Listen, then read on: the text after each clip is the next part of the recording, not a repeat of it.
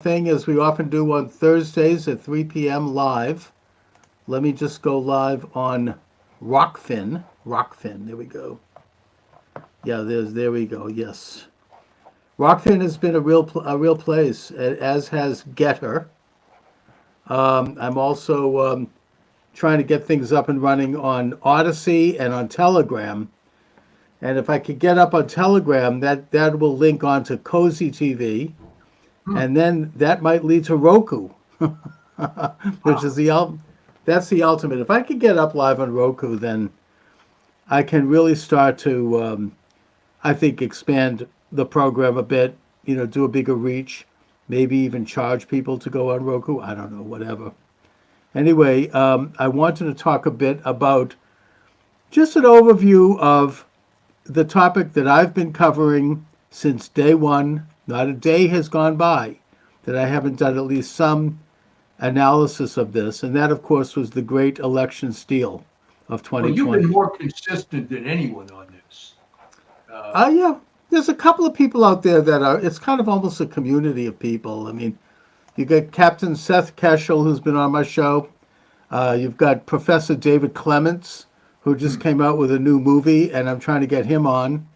Of course, the mayor of America, Rudolph Giuliani, and his program is he's doing live streaming on Twitter, and I urge people to subscribe to that. It's great, I mean, it's amazing what that man's been through. They've bankrupted him. They've done lawfare. They've lawfared him like crazy, just like they're trying to do to President Trump. And yet there he is. He looks cool as a cucumber. I mean, it's inspiring. It's difficult. These are difficult times. But yet, the revelations continue to come out. The Gateway Pundit is a great source for this. I look at it every day. I urge people to do so. They have a good article up there about Chris Krebs, who was the head of the CIFA, whatever it was. Let me just see here. He's the one, according to, one of the researchers is investigative journalist Yehuda Miller, who, by the way, is also great. Follow him on Twitter. He was the head of CISA, SCISA. The what is that an acronym for? It was cybersecurity set up 2018. Supposedly to try to preserve the infrastructure of the internet from cyber attacks, both domestic and foreign.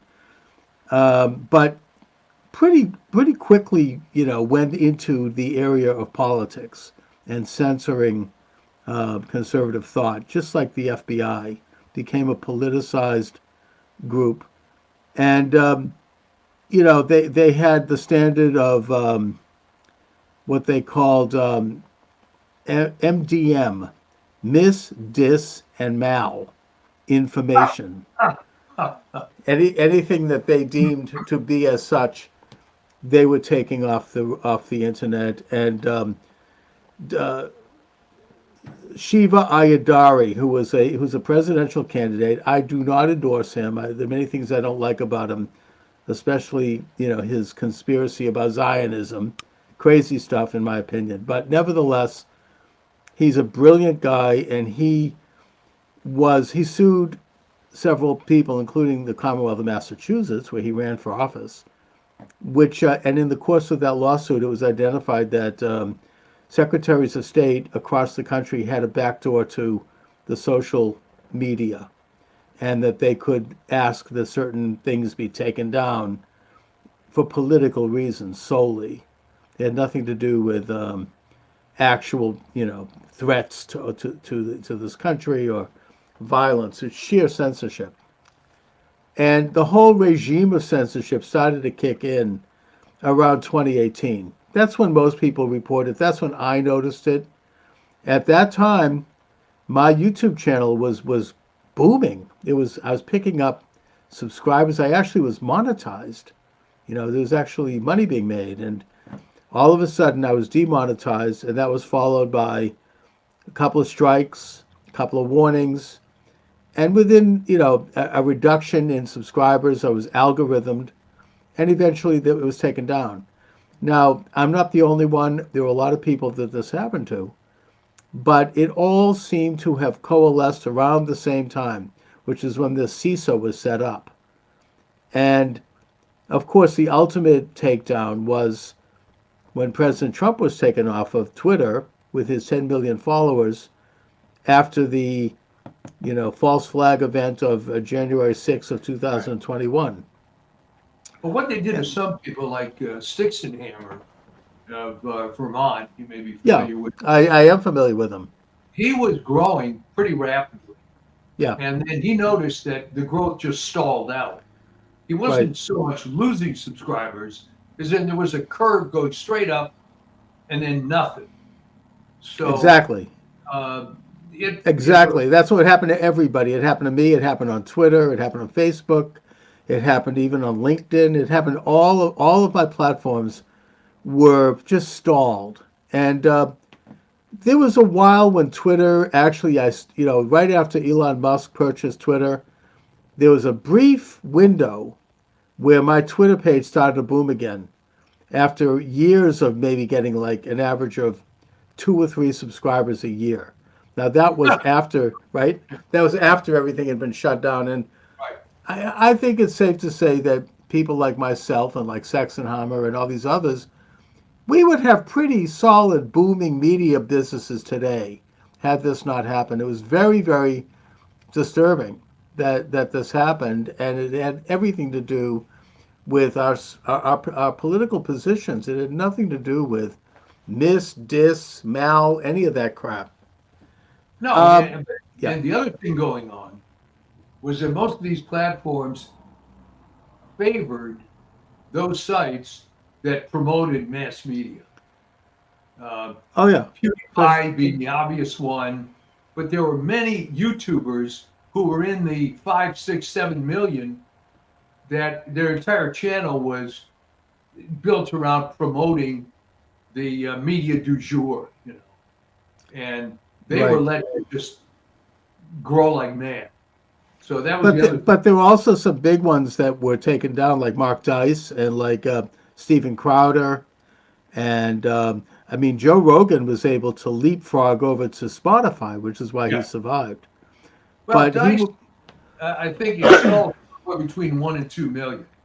So, yeah, and and some major even like Breitbart, which is a major media yeah, outlet, and they have offices in Israel and in London, and they were competing with the big media.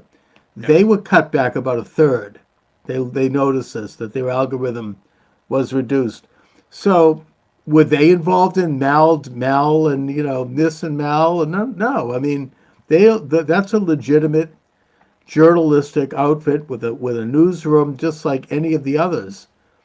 And so anyway, this guy Chris Krebs, who I think is dirty as hell, he marches out the day or two after the election and he announces that this was the most secure election in American history, he says.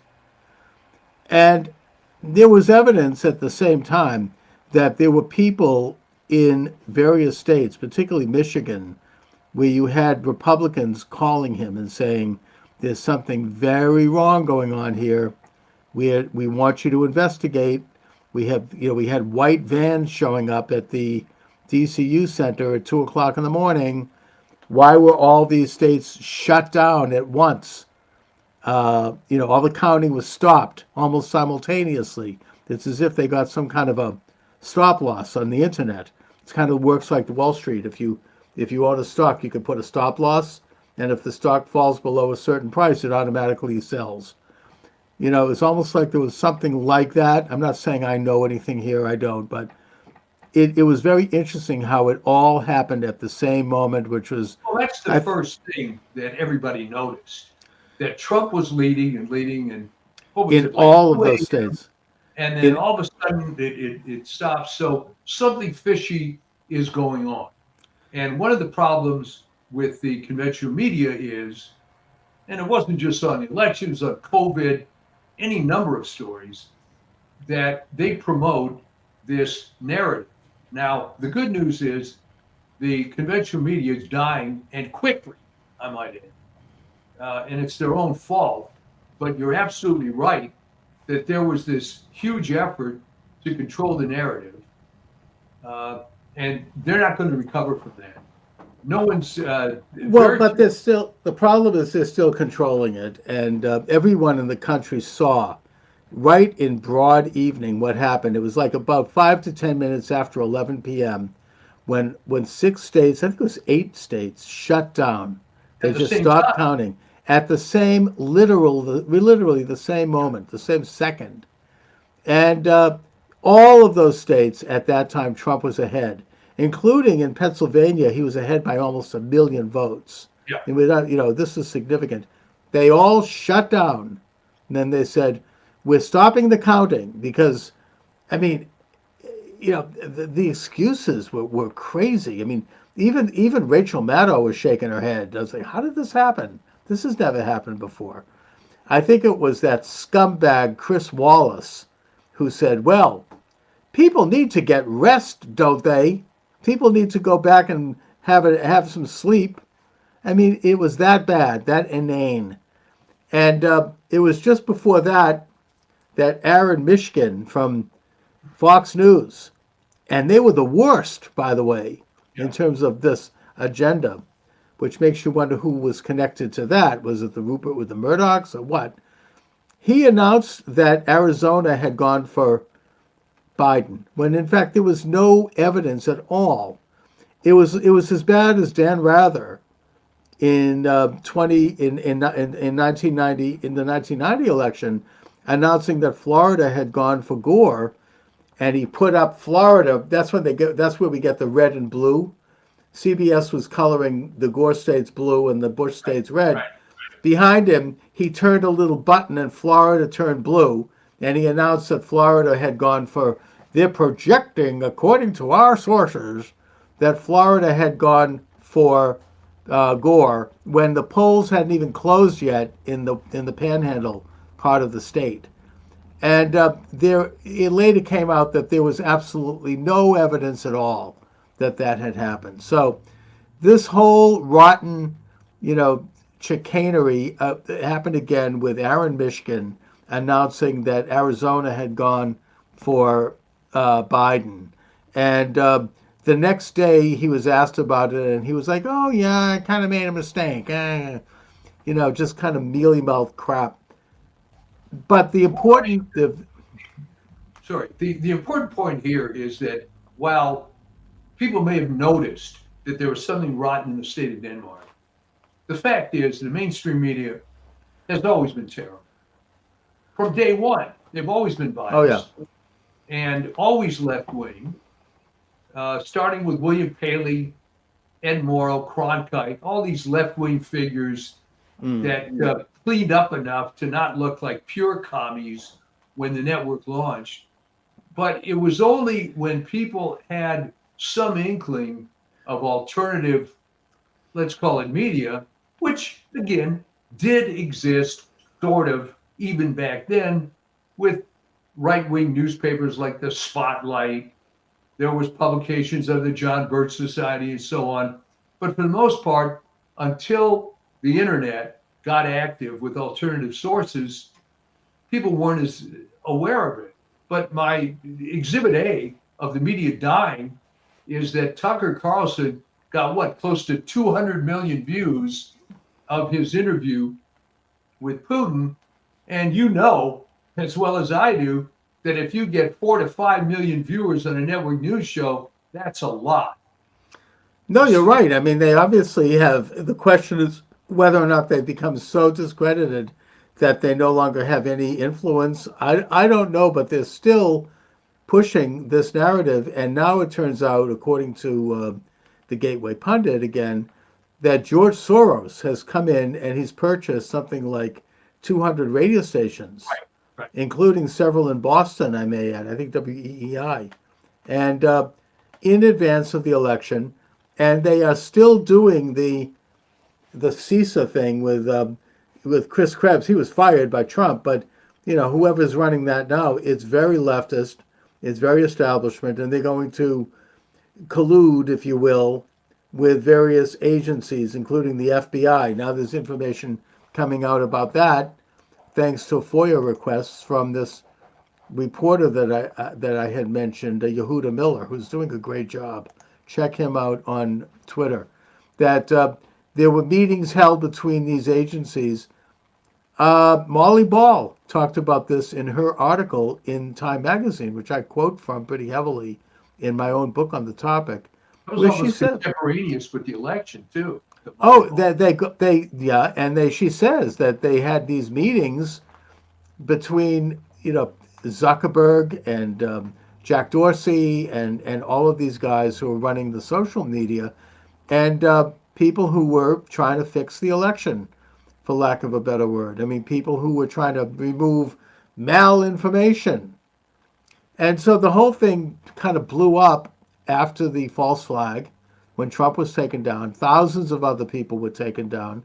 Parler, which was starting to really move up fast and competing with Twitter, they were taken down. And, I think that, as you say, Mike, they expected a complete control of the media. It was a complete seizure of the means of communication. And it didn't work in the real sense, as you say. People like Tucker Carlson and people who have continued to go onward, they're still doing it, but we don't have the kind of reach that we should have. I mean, YouTube still controls probably over 90% of the video online market. They just do. Rumble is great. Rumble's the flagship of this station, and it's growing, but it really isn't out of the box. It's a very niche thing. Gab, very niche. They're fine. I'm on all of them, but they don't have the kind of reach. And in a sense, it's almost become a compartmentalized factor. So you do have now the same people that stole the election of 2020, including now leaked testimony about Dominion Software in a trial that's taking place in Michigan. I think it's in Atlanta. That they were online. Everyone knows it, and and yet if you dare mention them, I mean, when I just mentioned it, I'm like, oh geez, am I going to get a lawsuit? They'll sue. That's what they do. They'll sue anybody that criticizes them or questions them. Putting aside the fact that my own senator here in Massachusetts, a senator by the name of Elizabeth Warren, testified in 2018 that they were rigged, as she said, quote, rigged, unquote, and that they were, quote, online, unquote. And then she authored a bill before Congress, had an acronym, that would have required that all 50 states stop using electronic voting machines and that they all go to paper ballot. Kamala Harris, in her own way, testified as a senator saying, I witnessed one of these machines being hacked. We just had an attorney in Fulton County who is testifying in the case that was originally brought by Stacey Abrams, finally making its way to the court, where he stood before the judge, took out a Bic pen, and he tampered with the voting machine and showed that he could change the votes. So all of this stuff was coming out. We saw the people who were talking about it viciously attacked and demonized. And of course, after the January 6th false flag, they tried to put them in prison for questioning the election. Right. Even now, when I set up this program today, about 15 minutes ago, and I went into my StreamYards and I applied for each of my streams to carry the show simultaneously, and the title of the show was Latest of the 2020 Election Steal, I got immediately a note from Facebook saying I can't use that title. They won't let me go online. So it's still happening. and I had to change it. I took away the word steal. But the point is that it's still out there. People are still being demonized, and the cases are still going forward against various people who have questioned the election, including Trump. And that's what this whole rotten thing is about. In the Atlanta trial, that's what it's about with Jack Smith, that Trump basically was behaving illegally when he questioned the 2020 election. This is what a president is supposed to do. This is what the American citizens are supposed to do. Question things like this if they think that there's a problem. It's not illegal. It's free speech. And it was President Trump's responsibility as president to ensure that the election was not rigged and that to present his evidence. But they're going to try to put him in jail for this. Right. I mean, but the encouraging thing to me about all this is that, and maybe I'm one of the few people who noticed this from the get-go, all right? If you want to attack a narrative and you have some basis for attacking it, for example, no, we can prove the election was fair and because of bing, bing, bing, bing, bing reason. But instead, if all you do is ad hominem attacks on every person that's raised the point, then for me, that was a total dead giveaway that we were on the right side of this thing. And it's not only that, it's all a psyop. All of it is, all right? There were people complaining about the vaccines from the beginning. Well, you never once heard Pfizer or the CDC or Tony Fauci give a point-by-point, no, the vaccines are great because of bing, bing, bing. No, they just attacked the messenger. So it was pretty clear that they had nothing. Unfortunately, what they did have was the fact that they control the institution. And unfortunately, most people are extremely uncomfortable with dismantling an institution when it needs to be dismantled. I mean, how many people are still going to do everything to try to get into Harvard, despite the fact that it's being discredited more and more by the moment? All right. How many people are going to continue watching pro sports and not caring about the fact that they're obviously rigged? Maybe they just like the entertainment value. But the only thing going for the establishment media now is that they're the establishment media. But still, I have to ask you the question, you're over 30, right? Mm-hmm. So the question is, who do you know who, when they want to find out the news, waits until 6 p.m. to see Walter Cronkite Jr. on the national news, or just looks at their phone or their favorite website to get an immediate update? Who is still locked in to the conventional media? What's the demographic? You know something, I don't know. I think that older people are, people like that are our age. I think that very young people tend to be locked into whichever side they're on.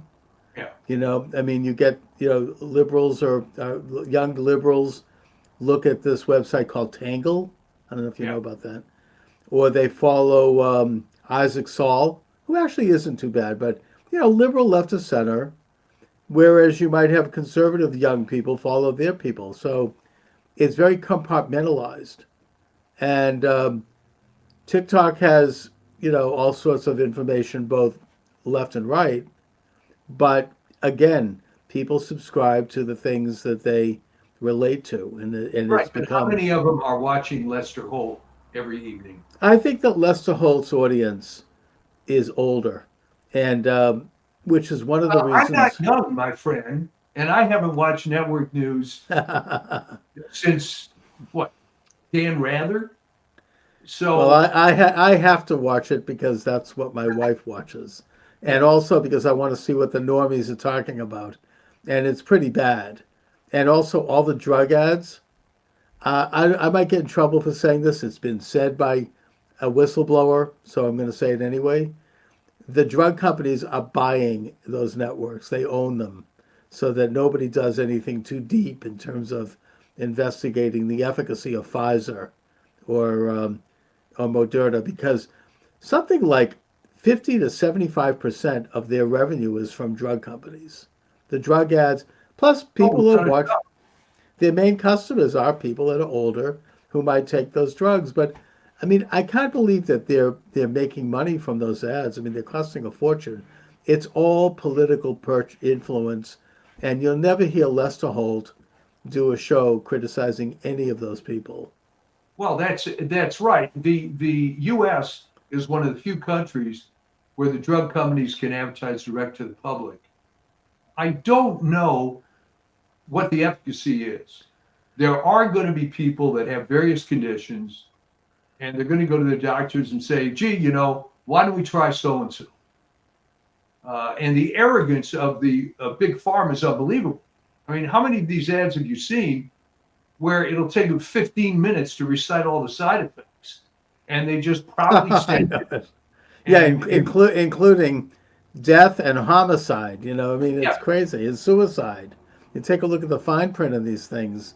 well, the But joke that my son and I, he's an MD, used to have about Chantix, which is this not very good drug for people who quit smoking. The side effects were unbelievable, suicide, whatever. Um, so they had real people who were on the drug, and they had a man and a woman. I think they were the only two. And when I saw that ad, I sent an email to my son to say, God, those must be the only two people that the drug actually worked now, for. wasn't there was an actor, I forget his name, he was in the movie Goodfellas, who was the spokesman for that drug you just mentioned. Right. And he passed away under possibly mysterious circumstances. Wasn't he was not he was a relatively young man too. You're Maybe speaking of Ray Liotta, I think. yeah, Ray Liotta, that's right. I Um, mean, was that? I mean, maybe he was taking it. He said he was in the commercial. I mean, the thing is, you really don't know. no, Okay. I'm not. I mean, Travis Kelsey got a lot of money for promoting the vaccines. Right. We don't know if he actually took it, or we don't know. I think what probably is he took it, and unbeknownst to him, I would guess, it was one of the placebos that were in widespread usage, which I'm convinced you personally got a placebo if you Hopefully, had no after effects. right. So But yeah, that's like Russian roulette. We don't know who got the placebo and who got the real McCoy. But Mike, I mean, is that something that's done with vaccines generally, or is it? no, no, Okay, no. The it's so insidious because I mean, think of the thought process here. All right, why would you put and the percentage as high as 40% has been mentioned by some of the vaccine to be placebo? Because number one, you're admitting that it doesn't work. right, Because if it did work, you might as well give the good stuff to everybody. So the reason was that it's going to dilute the side effects. All right. And since it doesn't work anyway, you're not going to be able to tell. So, What it would do would be it would reduce the number of deaths and the number of harm and the number of people who are getting myocarditis and blood clots and all of the other things, and that way it may not raise alarm as much, because if half the people are getting placebos, it's just it reduces those numbers unless they continue to roll it out. right, I don't think that that was the original idea Okay, because they weren't sure about all these heart effects until several months out. But you were hearing that essentially everyone who got the vaccine had some pretty profound immediate after effects. They right. got a fever, they whatever. Okay. So I would submit that since that is unknown with any other vaccine I'm familiar with, the only thing they could do to minimize that was dilute it out by giving randomly placebos to the general public and specifically giving placebos to celebrities, what have you, that were getting the shot on camera. Right, sure. And they've already admitted, even the CDC admits, that the vaccine does nothing to reduce, to offer immunity. It doesn't stop, originally there were a lot of lies about how it stopped the spread better than the Russian and the Chinese vaccines. It was like 95% immunity. But they've quietly dropped that. They don't claim that now. So this was, this was around the time the vaccine was being administered, like with maybe a month or two in. And so why not use placebos? I mean, nobody expected it to do anything, and the virus is basically over. In terms of being a pandemic, it's still out there, but it's not. It's not what it was. But I want to go back to the campaign because Sure. they are, they're really determined to put Trump in jail. They've got nothing else. There's no other way to take him on. I mean, the last time they did the crazy Russia collusion hoax, I mean, basically that Vladimir Putin conspired with Trump or colluded, quote, with Trump in order to steal the election. Now that's kind of been blown out of the water, the only way they can go after him is to put him in prison, to try to keep throwing this stuff at him. And they're moving forward. It's not stopping.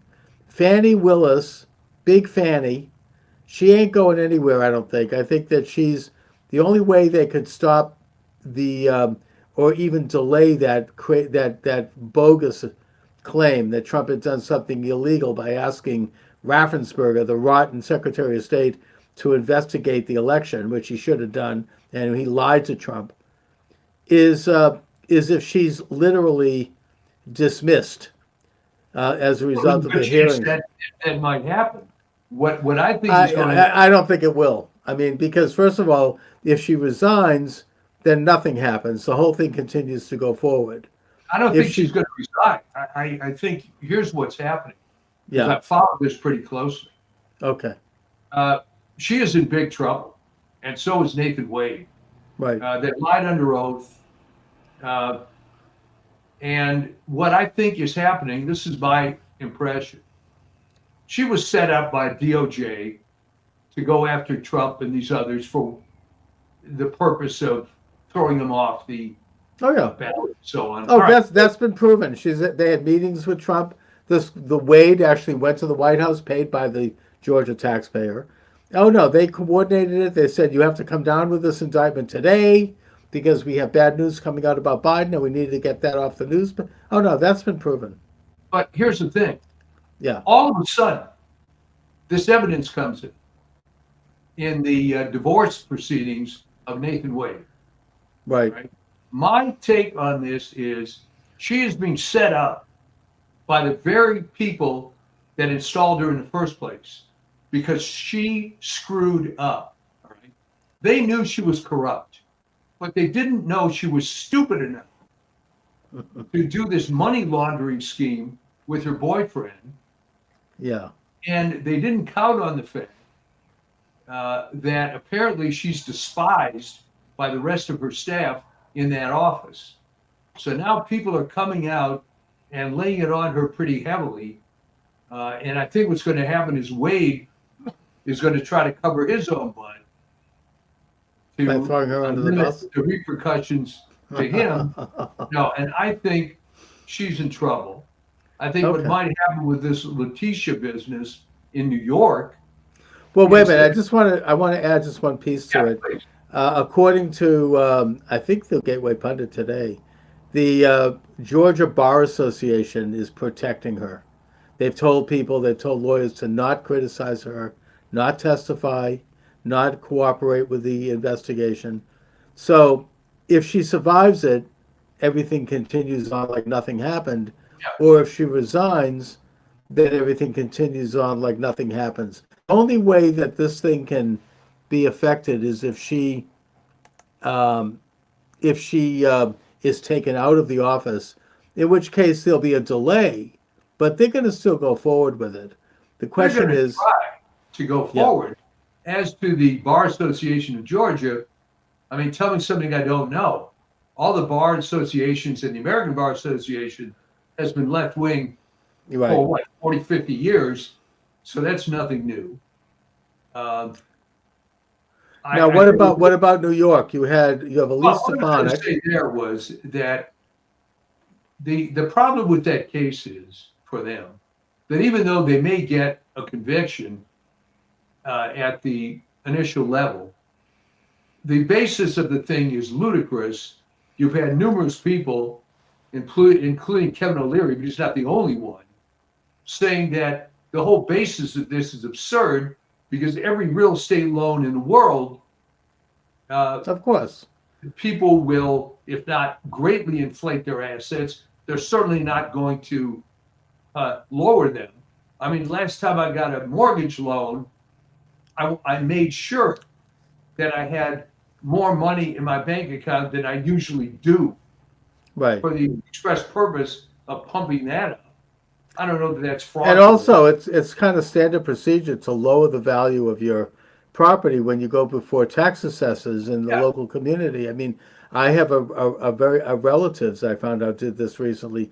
Left wing people who love support every taxing candidate, and they criticize. They actually hired a lawyer to lower the assessed value of their property, yeah. so they would have to pay less real estate taxes. So that's just standard. It's nothing. It's ethically questionable, but it's not illegal. And also now you have Elise Stefanik, Congresswoman from upstate New York, has filed charges against Tish James, saying that she should be removed from office. I don't know if you're following this I because of saw that initially. Yeah. because of the whole ethical lapse of this persecution.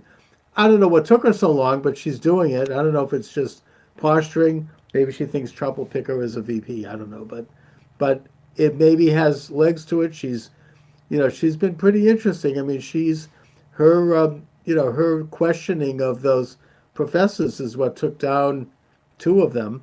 And it was very dramatic. So who knows? I mean, the thing is that it's most Americans view that as a persecution and a prosecution that is entirely political. So that's going forward. And now it turns out that Alvin Bragg's case is going forward, that being Trump paying a hooker, right? And, claiming that it was a business expense. You know, I don't think that most people care that much about this. I think that Trump can make the case that he didn't directly pay the hooker, even if he did. And I don't see that one as having a lot of legs. But the big one, the troubling I don't one, is understand how that's a criminal case anyway. All right. At the very it's worst, it's that's a tax fraud situation. And what normally happens, I mean, thank God I haven't been involved in this very much. If you make a deduction that's incorrect, you get a nice little letter from the IRS that right. you owe us penalty and interest. You know, they don't break down your door at 3 a.m. and take you away. No, unless you're Trump. Yeah. And then of course you get the Jack Smith stuff, which is the most scary of all. First of all, it's two parts. The first part being the documents that going through Melania's underwear drawer by the FBI to pull out these documents that Trump is entirely entitled to as president of the United States. Every former president, going back to John Adams, took home their personal papers and their administrative papers. I could go to the Adams Library in Quincy, where I actually grew up here in Massachusetts. I actually studied there when I was in high school, and I wrote a report on it. Not that subject, but other aspects. And you could go in there, and he has all of that papers, all filed very neatly. Those are all classified documents. I mean, every president does this, and they are protected by the Presidential Records Act, which allows it. And meanwhile, you had Biden taking documents which he was not entitled to as vice president because it's not covered by that act. Plus, he was doing it all the way back in his Senate days. And had it all disheveled in his garage. He's reading it to his biographer, who that's what they're trying to accuse Trump of doing. And that the biographer, the minute Garland had to assign a special prosecutor, he deleted all of his files. I don't know if you heard this.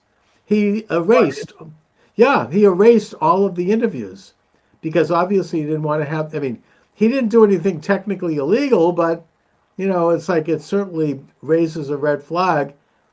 And then you had, of course, the special prosecutor decide that he's justified not prosecuting Biden because Biden's too old.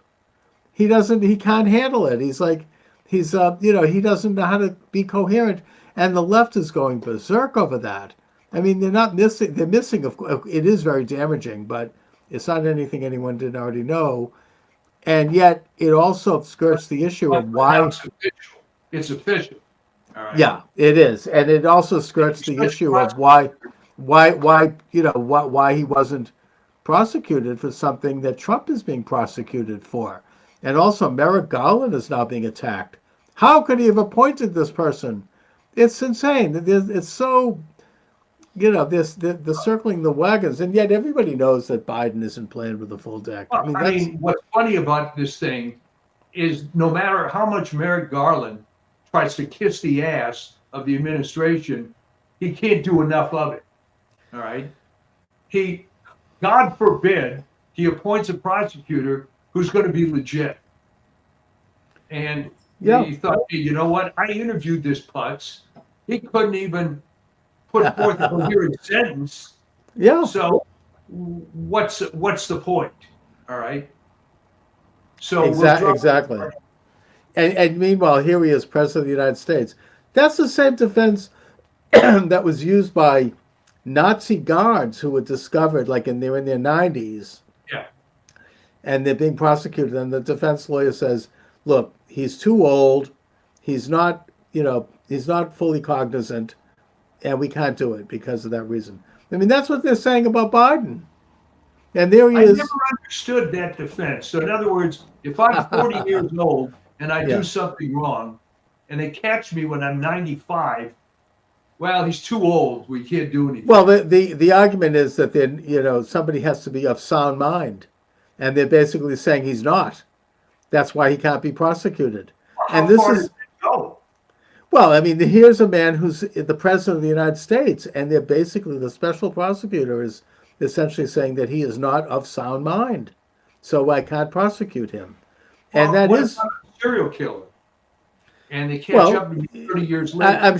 I'm sure they'd probably use that same defense, and maybe they'd get away with it. But the point is that if you have this claim by a lawyer, in this case a special prosecutor, it really is very damning. And I think that I don't know how they're gonna deal with that, but the point is that they're going forward with their prosecution of Trump, basically for having papers that he was entirely entitled to. But the real piece of it is the DC piece, which is basically that Trump, the quote unquote insurrection, right? I mean, that's a word that was made up coordinatedly by the media the next day when they all went out with this insurrection, insurrection, insurrection, insurrection, every one of them.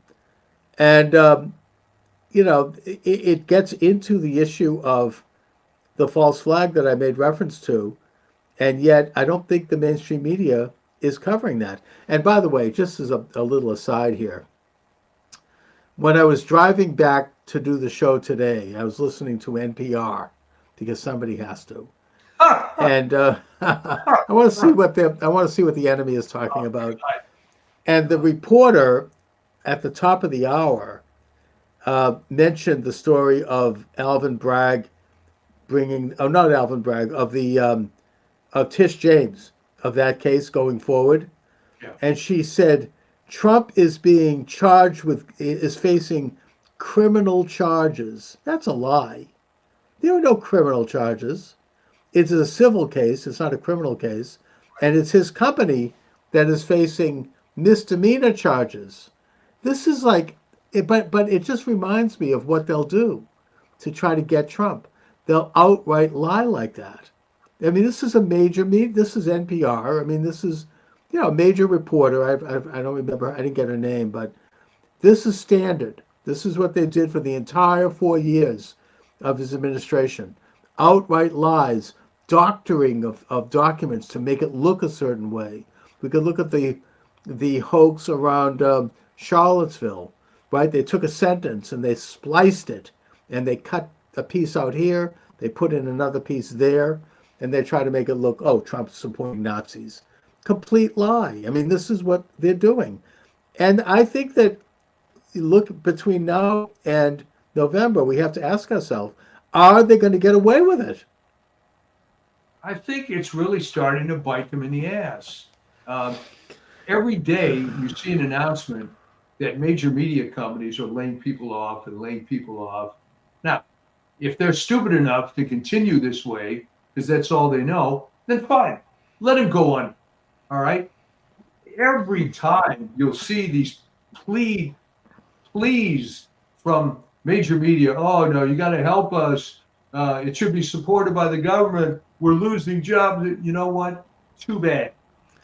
Too Tough bad. nuggets. They let them go. And by the way, they're letting go people who actually have been slightly honest. Like what's her, like Catherine Herridge, I think her name is. Catherine Herridge, right.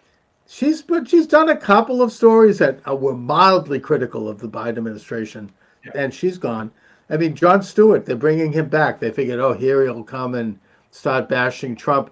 He made a few comments that were mildly critical of Biden, and now he's being attacked, right? Yeah. I mean, it's so intolerant. I remember back when Trump was president, Michael Smerconish from Philadelphia, left of center guy, but a pretty down the middle mainstream radio host. He made some mild comments praising something that Trump had done, and the avalanche of attacks against him. I remember. Boycotting his advertisers, people who had been with him for decades. The threats that he had to back down, get up on the show, and retract it. And it's just, is this regular people that are putting this kind of pressure, or is this a deep state coordinated thing? I mean, I think it's a combination of both. I don't know. I mean, the more you think about this, and it's funny, I had a piece I was working on, then I abandoned it because I've come to the conclusion that essentially everything you see is a psyop. Yeah. And here's an example, unrelated to anything we've talked about. Right. Where did transgenderism suddenly come from that it became this major factor? All right. Why is everything racism all the time? There are very few people that you can actually find. There are some who are racist, but yet this is a dominant issue all the time that's pushed by the government, the media, and so on. And it's pretty hard to avoid the conclusion that, January 6th, fine, was false flag, but you're getting to the point that virtually everything seems to be a false flag. How did Antifa proceed unfettered to burn down buildings and stuff? That doesn't happen by itself. No, I mean, talk about an insurrection. I mean, it was like Kristallnacht after the George Floyd death, which itself, by the way, was not exactly honestly portrayed. It was the flames were fanned. I'm not saying that you don't have bad cops, but that was largely frankly a bogus story. And then the result, died of a fentanyl overdose. Exactly. He was a Now, career criminal. So who decided that it was the official black narrative that this guy is some sort of secular saint? I mean, I got to tell you, if I were a black person and I saw a statue built to this guy, I forget what city it's in. I mean, what are you going to do about that? There is so, among other things, held a gun to the stomach of a pregnant woman. Really? So where does that all come from? That's not natural. Anytime you see something, it's completely manufactured. And also the riots were like Kristallnacht in Nazi Germany. All of a sudden, black businesses were being looted, the windows were being smashed in, black neighborhoods were being burned, black children were being shot to death, and you had the media saying, "Oh, this is peaceful protest." Mostly so peaceful. You're right, mostly peaceful, mostly. and you had a federal building in Portland, Oregon, the Hatfield courthouse firebombed, and people throwing garbage and human Yeah. excrement at the judges and employees as they came in and out. And one guy was arrested, and he got a slap on the wrist. It was just like, a fine. I mean, there was you know it was I don't know. I think that most people saw what was going on with that, Yeah, I mean, but. I think it's all orchestrated. The question is, how far do you want to take that? It's everything orchestrated.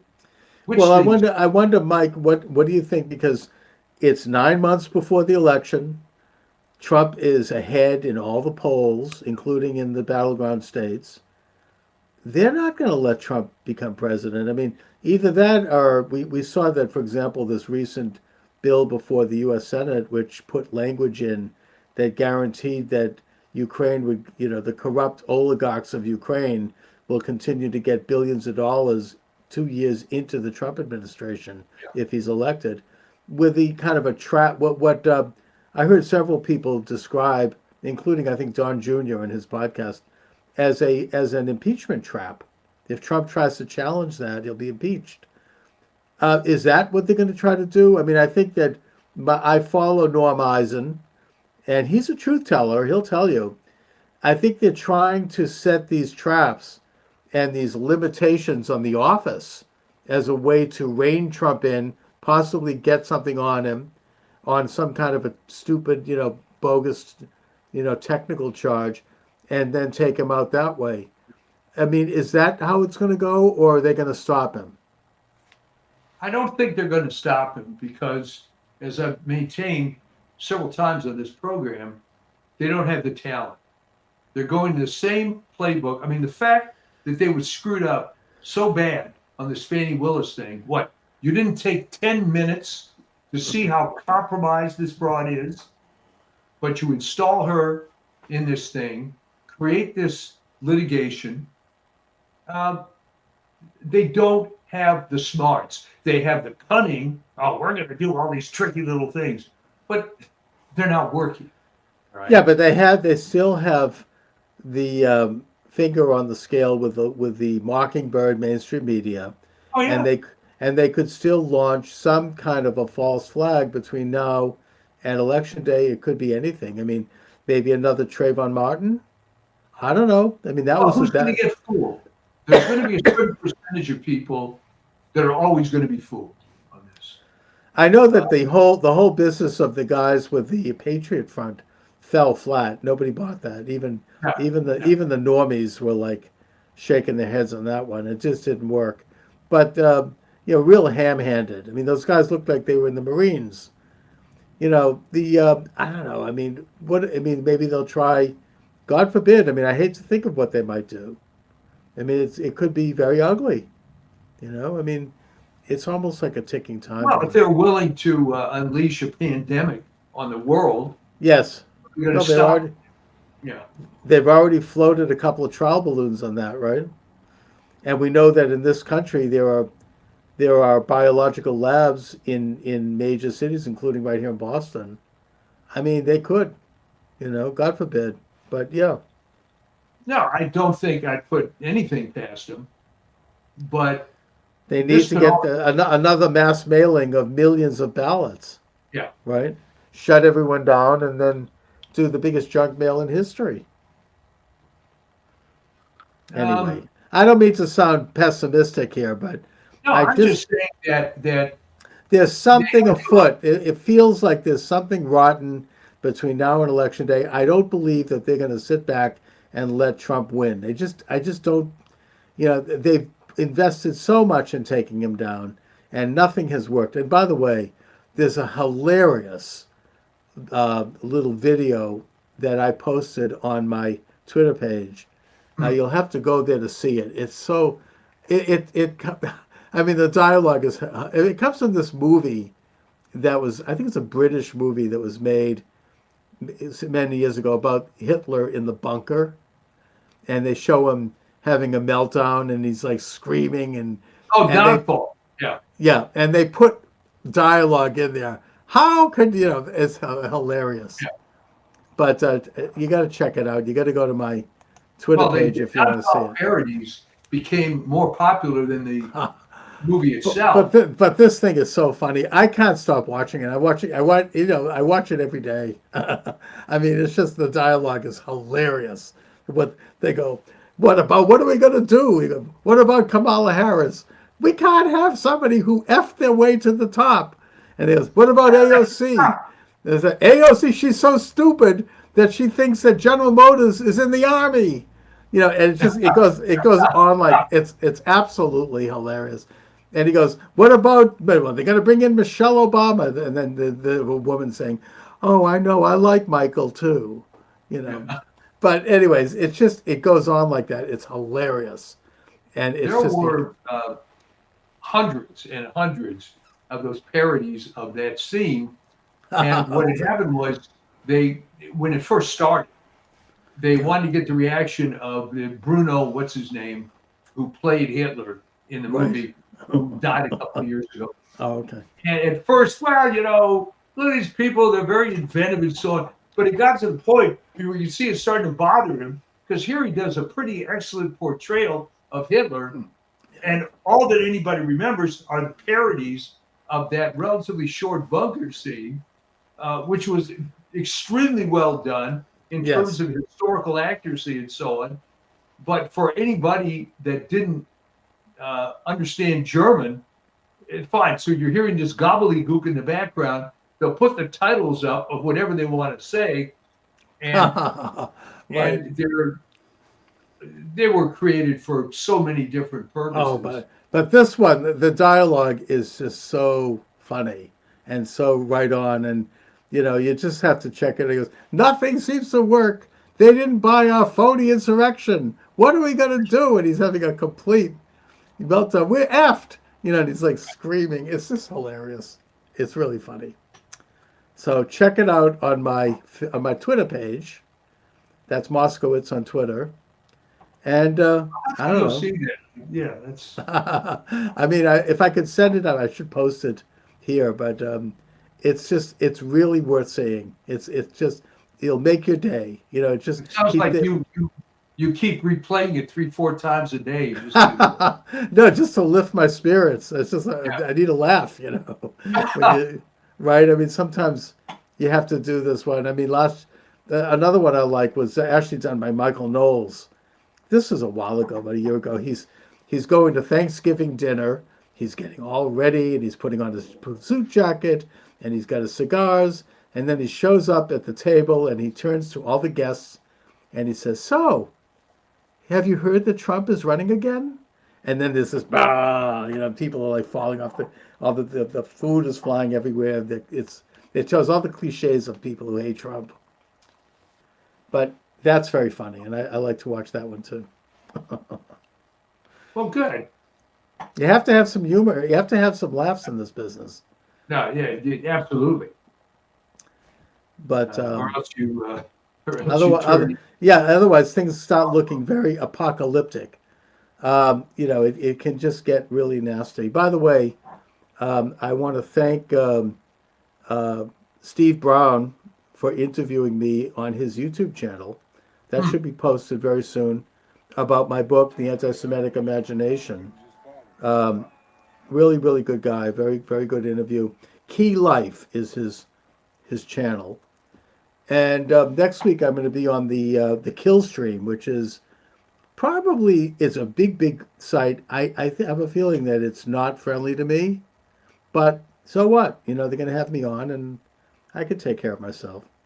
Yeah, I think so. Oh yeah, I mean that's fine. So what do you have coming up, Mike, on your Substack? We got it's kind of too bad. Well, good news is been pretty busy on actual commercial stuff. Yeah. But I've got a number of articles in the hopper, and I've kind of spilled the beans on the thing. Is everything a psyop? If you really want to feel paranoid, think about that.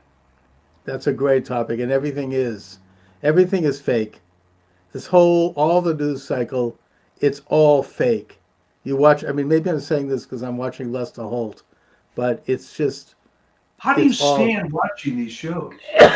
well, I as I understand say, you I have have to to. do it, I mean, but in a way, I learned this firsthand when I ran for office many years ago, yeah, and I saw how the media does creates these stories, and they shape them in a certain way. I mean, it's all image, it's all illusion, it's all like perception, and it's very difficult to be able to have enough of an awareness to kind of know what's real and what isn't, and we can't always know.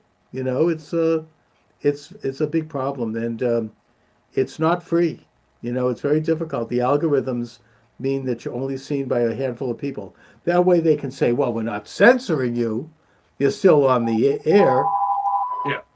but they curtail it, and they craft it in a way that is that coming from me? That No, it's reduces. line ringing here, Oh, okay. which I'm ignoring. All right. So anyway, Mike, but check out my book. It's available at Amazon. The Anti-Semitic Imagination is doing pretty well, and Good. we'll talk next week. Sounds good to me. All right, Mike. Take care. Thanks a lot, as always.